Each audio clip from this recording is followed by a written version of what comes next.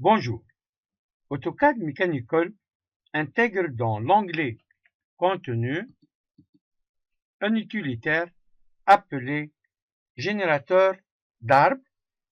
Il permet de dessiner des arbres plans et des arbres creux.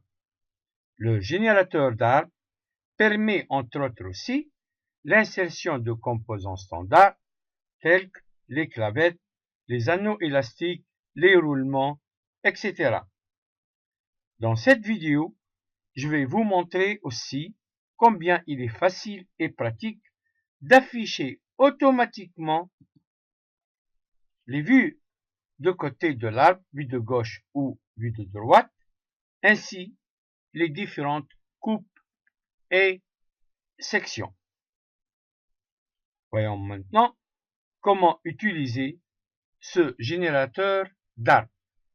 Pour cela, j'ai choisi pour vous l'exemple d'un pignon arbré. Un simple clic sur le générateur d'arbres permet de le démarrer.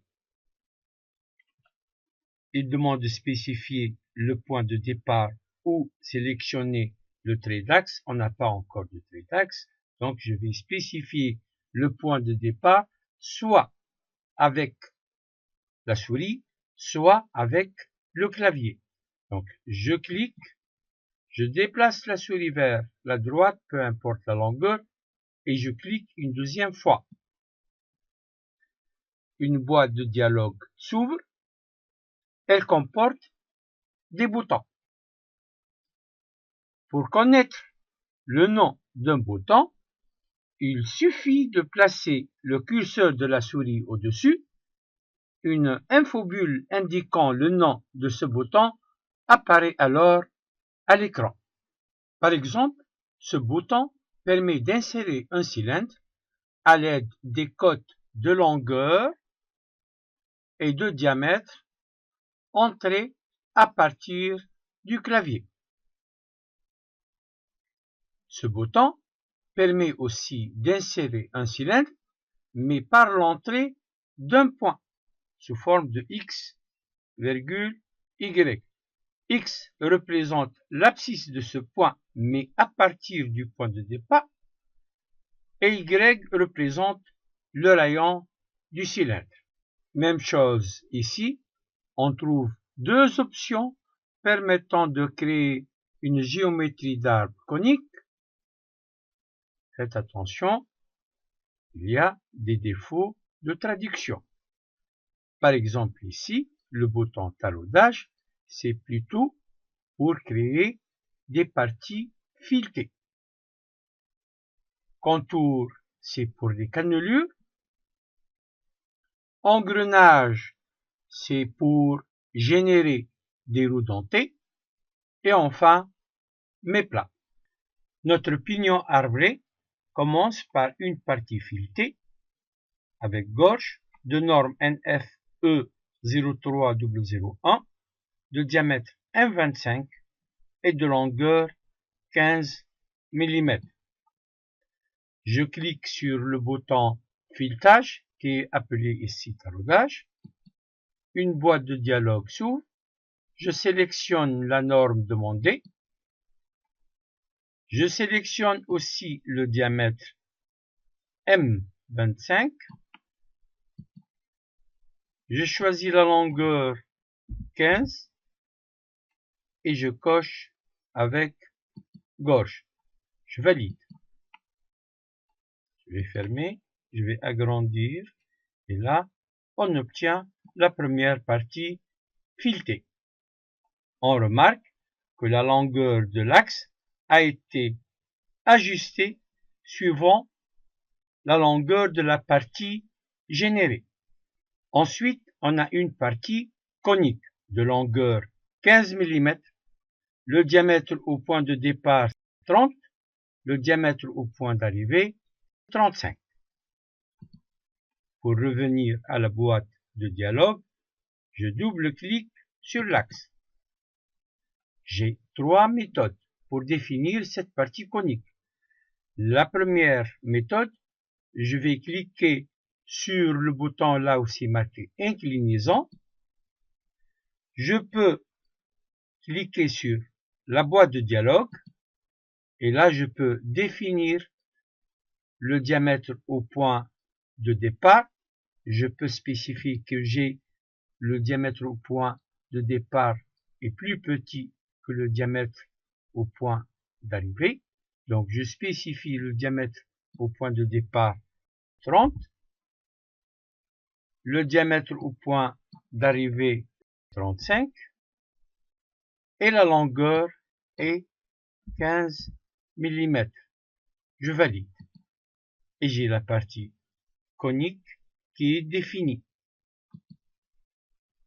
Remarque aussi, la longueur de l'axe a été automatiquement ajustée. J'ai une deuxième méthode. Pour cela, je dois supprimer cette partie. Donc, pour supprimer, faites attention, c'est très important. Il faut supprimer seulement avec cette méthode. Je choisis supprimer et je clique sur la partie à supprimer. Sinon, vous aurez des messages d'erreur. Donc, je vais cliquer encore une fois sur le bouton là où c'est marqué inclinaison. Il me demande, je ne vais pas cliquer sur la boîte de dialogue. Il me demande de spécifier la longueur 15. Spécifier le diamètre au point de départ 30. Spécifier le diamètre à l'extrémité 35. Et on obtient le même résultat. La troisième méthode consiste à l'entrée des coordonnées de ce point. Je vais expliquer plus cette méthode dans la partie cylindrique. La partie cylindrique a une longueur de 28 et un diamètre de 35. J'ai deux méthodes pour définir cette partie cylindrique. La première méthode consiste à l'entrée des coordonnées de ce point. Ce n'est pas la meilleure méthode, elle demande un calcul à faire. Il faut définir x et y de ce point à partir du dessin. Alors x, les coordonnées de ce point. X est égal à 15 plus 28, 58. Et y est égal à 35 sur 2, 17,5. Donc, je vais spécifier 58,17,5. Donc, cette méthode demande un calcul à faire. Je vais supprimer cette partie cylindrique et je vais utiliser la deuxième méthode. Je clique sur le bouton cylindre qui se trouve en bas et je vais spécifier la longueur qui est égale à 28 et le diamètre qui est égal à 35. Ensuite, on a un pignon de module M égale 3, le nombre de dents Z égale 17 et la longueur est de 27 mm. Je reviens à la boîte de dialogue. Je clique sur le bouton engrenage. Je vais saisir le module 3, le nombre de dents 17 et la longueur est de 27 mm. Je valide. La dernière partie est une forme cylindrique de diamètre 35 et de longueur 20 mm. Je vais utiliser ce bouton. Il me demande de spécifier la longueur 20 et le diamètre 35.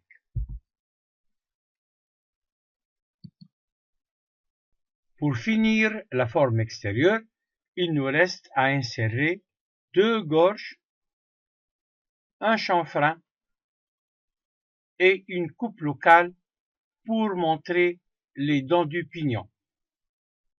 Pour insérer la première gorge, je dois spécifier le diamètre de la gorge ici égale à 32 et les coordonnées du point d'insertion de la gorge qui se trouve toujours à gauche. Donc, l'abscisse de ce point, il faut faire un calcul. 28 moins 16 moins 2, ça donne 10. 10 plus 15 est égal à 40.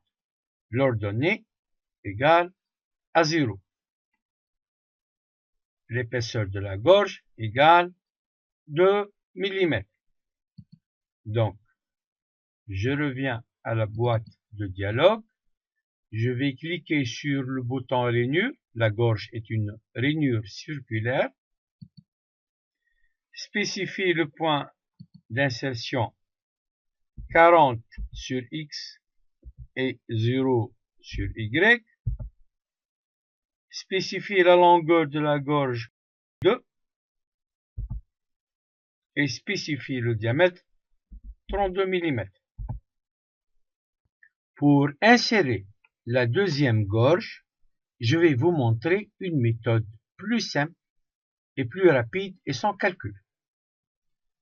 Je vais choisir un point de référence et je vais exprimer les coordonnées du point d'insertion de la gorge relativement à ce point de référence. La distance entre le point de référence et le point d'insertion de la gorge est de 15 mm. Donc, je clique sur le bouton rainure. Il me demande de spécifier un point. Je vais cliquer d'abord référence 2 dans l'accrochage objet. Je vais choisir le point de référence. Je déplace ma souris un peu vers la droite et je saisis la distance 15. Spécifier une longueur de la gorge 2 et le diamètre 32. Et j'obtiens plus facilement la gorge. Si vous voulez, je peux reprendre l'insertion de la première gorge avec cette méthode. Il faut d'abord supprimer la première gorge. Je rappelle qu'il faut toujours supprimer à travers la boîte de dialogue. Si vous faites autrement, par exemple, j'efface avec le clavier. Si je veux ouvrir la boîte de dialogue, j'obtiens un message d'erreur. Donc, je reviens. Je passe par la boîte de dialogue. Supprimer. Vous pouvez même faire l'édition, changer les codes. Je vais supprimer cette gorge.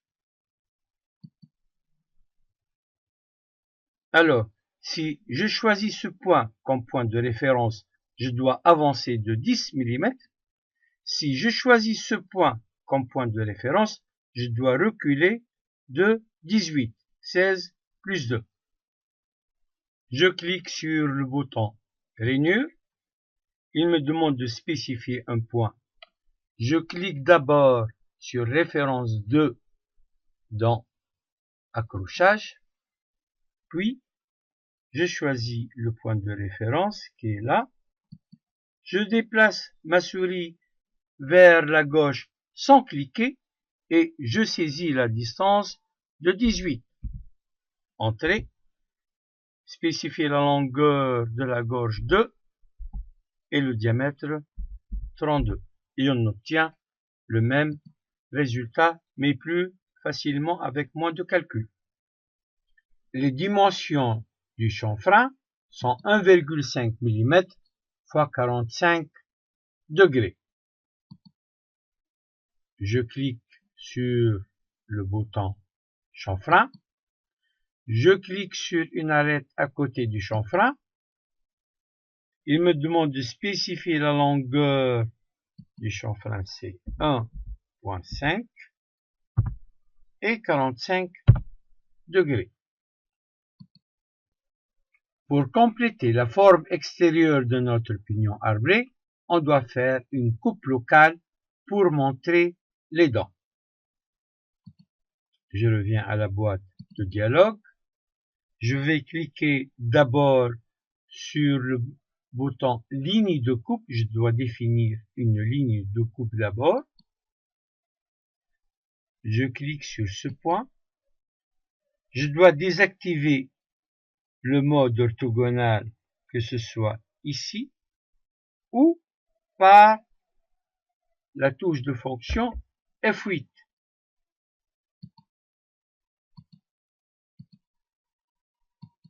Et dès que j'appuie sur Entrée, on obtient un spline. Je dois faire la même chose en bas.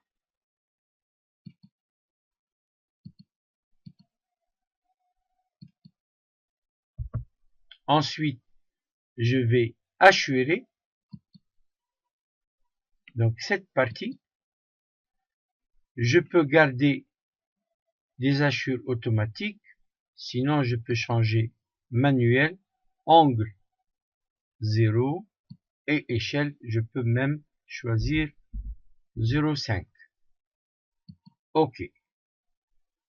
Je vais hachurer la partie inférieure aussi. Je garde les mêmes caractéristiques des hachures. Et je ferme. Et là, j'ai la coupe locale. On passe maintenant au contour intérieur et on a à droite un alisage de diamètre 25 mm et de longueur 25. Donc tout ce qu'on a fait jusqu'à maintenant est un contour extérieur. On passe au contour intérieur et je vais commencer de la droite vers la gauche. Donc contour intérieur droit. Je vais cliquer sur le bouton cylindre.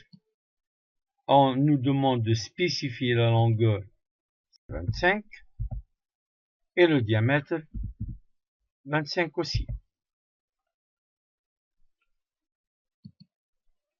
Pour compléter le contour intérieur, on a des cannelures sur le reste de la longueur du pignon arbré. Ces cannelures sont de 6 x 16 x 20 avec une norme NF-E22 131. La longueur des cannelures est 15 plus 15 plus 28 plus 27 moins 5. Je reviens à la boîte de dialogue. Je clique sur contour et ça veut dire les cannelures. Je choisis la norme NF-E22 131. Je sélectionne 6 x 16 x 20 et la longueur de 80, puis je valide. On remarque, lorsqu'on ferme la boîte de dialogue, on obtient la représentation des cannelures et de l'alisage entrecachés. On passe maintenant à la représentation de la vue de gauche sans coupe, vue extérieure. J'ouvre la boîte de dialogue, je clique sur le bouton vue de côté parce que je peux choisir soit la vue de droite, soit la vue de gauche. J'ai ici la vue de gauche, je valide. Il me demande de spécifier le point d'insertion et il me propose un point. Soit je valide, soit je choisis un autre point. Donc, je vais garder le point proposé. Et là, on remarque que la vue de gauche est représentée en vue extérieure, mais ce n'est pas la représentation normalisée. Pour avoir une représentation normalisée, je vais supprimer cette vue, je vais aller à Options et je vais décocher vue complète. Donc, je reviens sur la vue de côté, vue de gauche, OK, je valide et j'obtiens la représentation de la roue dentée avec une vue extérieure sans coupe. Le cercle entrée mixte fin représente le diamètre primitif du pignon. Maintenant, on va représenter la section sortie AA. J'ouvre la boîte de dialogue. Je clique sur le bouton aussi marqué Coupe.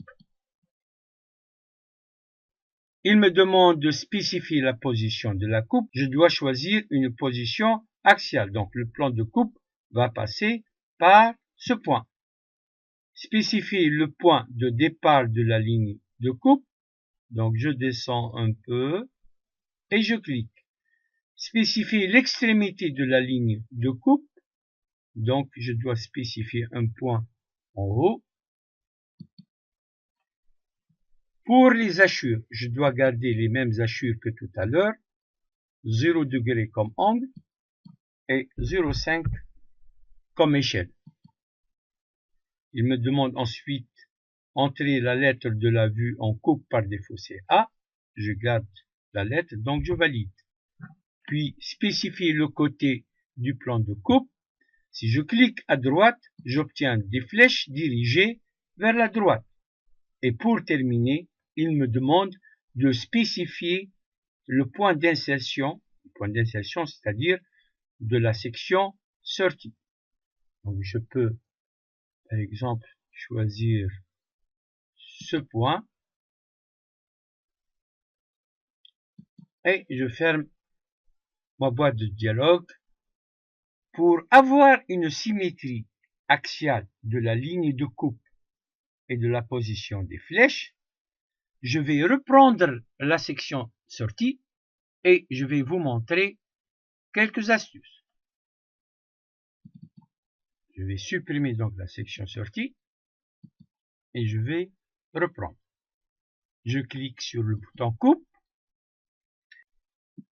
Spécifier la position de la coupe.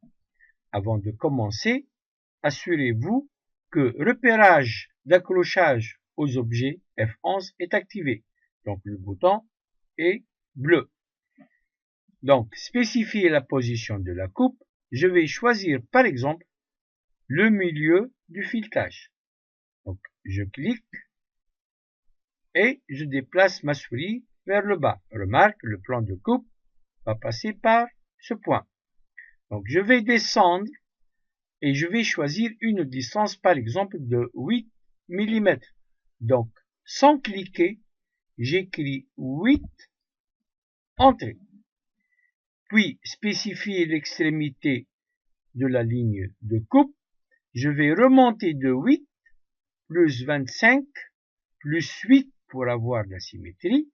8 plus 25 plus 8, ça donne 41. Donc toujours sans cliquer, j'écris 41, entrée.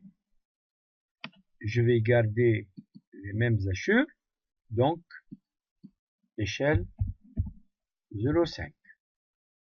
Entrer la lettre de la vue en coupe, je vais garder la lettre A, entrée. Spécifier le côté du plan de coupe, je vais cliquer à droite pour avoir des flèches dirigées vers la droite. Et là, on remarque une symétrie parfaite de la position des flèches et de la ligne de coupe. Enfin, spécifier le point d'insertion. Le point d'insertion de la section sortie. Si vous avez de l'espace en haut, vous pouvez choisir la position que vous voulez. Pour moi, j'ai une petite contrainte dans l'espace en haut. Je vais choisir une distance de 44 mm par rapport à l'axe. Donc 44 mm, entrée. Et puis je ferme. Passons maintenant à la cotation. Et là, je vais me limiter à quelques exemples. Commençons par la représentation des codes tolérancés ou des ajustements si on a un montage. Exemple ici, j'ai un diamètre 35, K6. Je clique sur Annoter, vertical, spécifier l'origine de la première ligne d'attache, je clique ici par exemple. L'origine de la deuxième ligne d'attache, je clique ici par exemple. Spécifier remplacement de la ligne de cote, donc je choisis une position axiale. Je vais choisir par exemple cette position.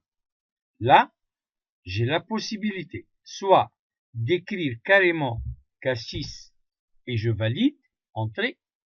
Sinon, j'ai une deuxième possibilité. Je clique sur Ajustement,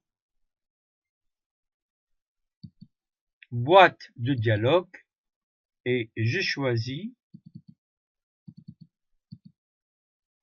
K6. Et là, j'ai l'avantage d'avoir l'écart supérieur, écart maximal appelé ici, l'écart inférieur, écart minimal ici, la taille maxi, c'est-à-dire le diamètre maxi, et le diamètre mini. En plus, j'ai l'emplacement de l'intervalle de tolérance. Je valide et entrer.